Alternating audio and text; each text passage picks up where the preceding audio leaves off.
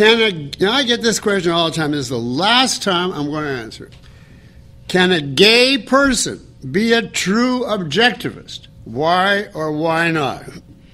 And my answer is yes, that's totally irrelevant to being an objectivist. If you accept the ideas of objectivism and integrate them into your character and life, you are an objectivist just like anybody else, straights or gays. Philosophy has nothing to say about questions the study of sex of which is necessary to answer. Philosophy does not specialize in one particular type of relationship. It can give us broad principles applicable to all relationships, including sex. For instance, rape is wrong because force is wrong. Sadism is wrong in sex because you're getting pleasure out of inflicting pain. It's a contradiction of values. Promiscuity is wrong because you are pretending a value from each of the women, but the minute you go, you don't really want the value, you want just another conquest, so it's self-deception. When you can show that an act of sex comes under a broad principle and is not something specific, promiscuity would be just as wrong with regard to careers, etc., then you can condemn it.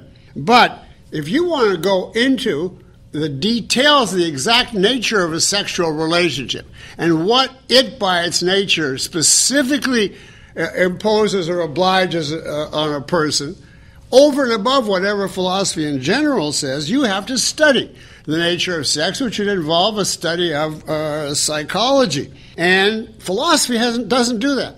Therefore, philosophy does not have a view on sex being a relation between man and man, woman and woman.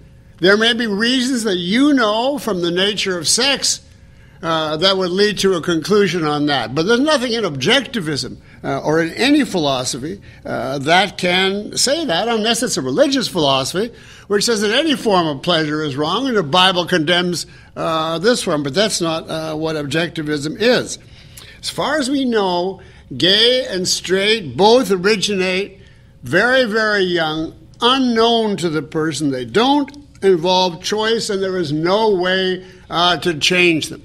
You know, if you take that fact as at least no way in this century or probably in this millennium, if you take that fact, which I think is a fact, then you cannot ask a person what, given a certain orientation, become what you don't want.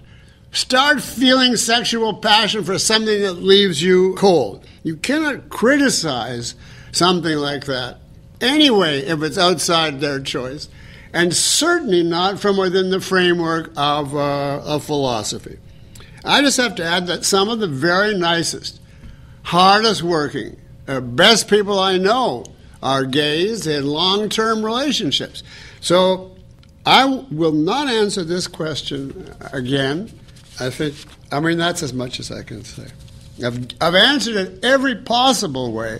So this is a new way